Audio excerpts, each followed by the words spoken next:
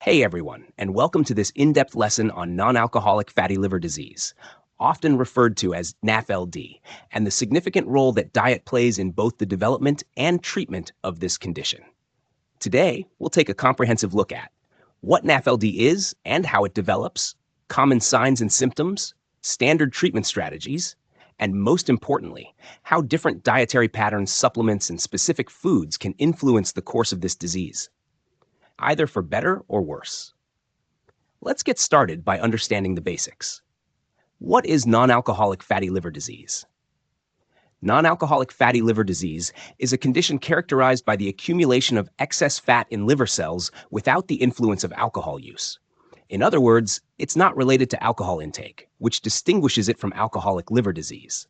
The condition encompasses a spectrum of liver disorders, ranging from simple steatosis, fat accumulation with no inflammation, to non-alcoholic steatohepatitis, NASH, where inflammation and liver cell damage are present, and potentially advancing to fibrosis, cirrhosis, and even liver cancer. NAFLD is considered the most common chronic liver condition globally, especially in Western countries, and it's closely associated with metabolic syndrome, obesity, type 2 diabetes, and dyslipidemia.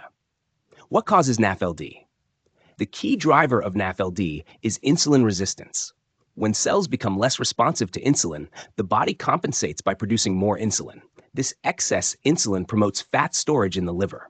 Over time, this fat accumulation triggers inflammation, oxidative stress, and liver cell damage. Many people with NAFLD are asymptomatic, especially in early stages. However, some may present with persistent fatigue, general malaise, discomfort or dull pain in the right upper quadrant of the abdomen. That's the upper right side just below the ribs. Although these symptoms are vague, they may be the only clues in some cases. Often, NAFL is discovered incidentally through imaging studies or routine blood tests showing elevated liver enzymes. Currently, there's no FDA-approved medication specifically for NAFLD.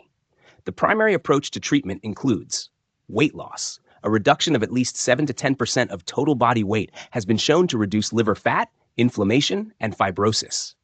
Exercise. Both aerobic and resistance training can help improve liver health. Avoiding alcohol. Even moderate alcohol intake can worsen liver inflammation. Managing comorbidities, such as type 2 diabetes, hypertension, and hyperlipidemia. Now, let's talk diet, the core focus of this lesson. There is growing evidence that dietary choices play a central role in both the prevention and management of NAFLD. So let's explore both sides of the coin. Let's start with dietary patterns that have been linked to the development or worsening of NAFLD. According to a paper titled "Higher Adherence to Plant-Based Diets is Associated with Lower Likelihood of Fatty Liver," the following dietary factors are associated with increased risk. 1. High saturated fat intake, often found in fatty cuts of red meat, processed meats, full-fat dairy products like cream, cheese, and butter. Saturated fats promote lipid accumulation in liver cells and may worsen insulin resistance.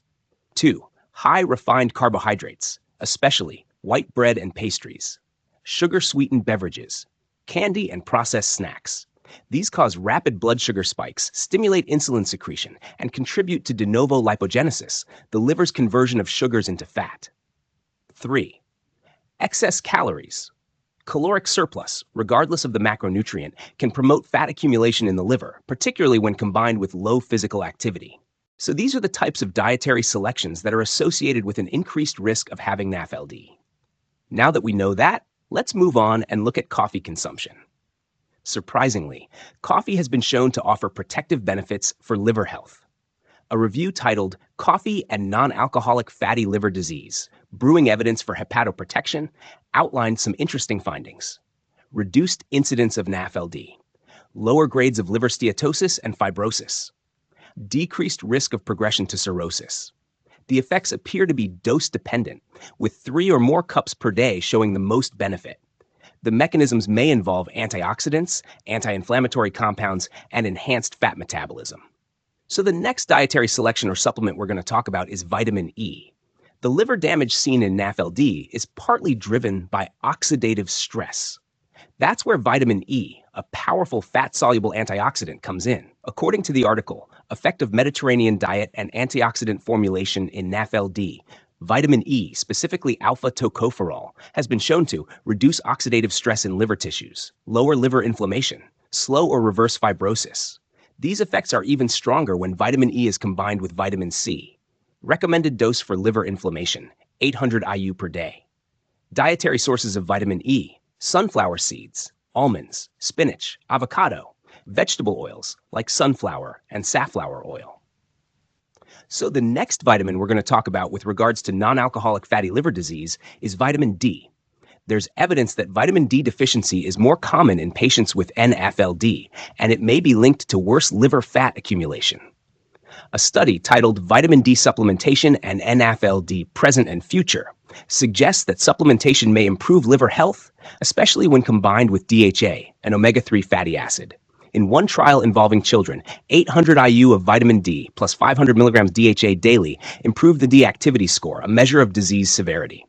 Sources of vitamin D: fatty fish, salmon, sardines, fortified dairy, egg yolks, sun exposure. The next type of diet we're going to talk about is plant-based diets. A study exploring various types of plant-based diets revealed a clear protective effect, but only when the plant-based diet is focused on healthy foods. Healthier plant-based diets included vegetables, fruits, whole grains, legumes, nuts and seeds, vegetable oils. Less healthy plant-based diets included fruit juices, sugary beverages, refined grains, starchy vegetables like potatoes. The results? Lower incidence of NAFLD, reduced markers of liver inflammation. So it's not just about eating plant-based, it's about what kinds of plant foods you choose. The next type of diet we're going to talk about is the Mediterranean diet. So this comes from the article entitled Mediterranean Diet and Multi-Ingredient-Based Interventions for the Management of Non-Alcoholic Fatty Liver Disease. So the Mediterranean diet contains high levels of antioxidants and fiber and avoidance of simple sugar. The Mediterranean diet has been studied extensively for a variety of health conditions, including NAFLD. It emphasizes fruits and vegetables, whole grains, legumes, olive oil as the primary fat, moderate fish and poultry, minimal red meat, and refined sugars. According to the article Mediterranean Diet and Multi-Ingredient Interventions for NAFLD, this diet leads to reduced liver fat, steatosis, weight loss, lower liver enzyme levels, improved insulin sensitivity, reduced NAFLD progression. It's also helpful for managing diabetes, obesity, and metabolic syndrome. The next diet we're going to talk about is the ketogenic. The ketogenic diet is a high-fat, very low-carb diet, typically 50 grams carbs a day, designed to induce ketosis. But its impact on NAFLD is controversial. According to a review titled Low-Carbohydrate Ketogenic Diets, Glucose Homeostasis and NAFLD, evidence shows possible benefits: weight loss, decreased liver fat, improved insulin sensitivity, reduced inflammation, especially in Mediterranean-style keto diets. Also, some studies and case reports suggest that extreme high-fat versions of keto diets can actually elevate liver enzymes, raise cholesterol, worsen NAFLD. So the type of keto diet matters. A balanced Mediterranean-inspired keto plan may be beneficial, while a very high saturated fat keto diet may be harmful. In summary, non-alcoholic fatty liver disease is a growing global health concern, closely tied to modern dietary patterns and lifestyle habits. While there's no magic pill for NAFLD, the research is clear. What you eat matters. A diet rich in whole, unprocessed plant foods, healthy fats, and moderate lean proteins, like those found in the Mediterranean diet, can protect the liver and even reverse early damage. Meanwhile, avoiding refined carbs, saturated fats, and excess calories is key to preventing progression. Supplements like vitamin E, D, and even coffee may offer additional support, but they're not a substitute for foundational dietary and lifestyle changes. Ultimately, the goal is long-term sustainability. Consistent, gradual changes often work better than restrictive or extreme approaches. Your liver is resilient, but it needs your support. With that said, thanks for watching, and until next time.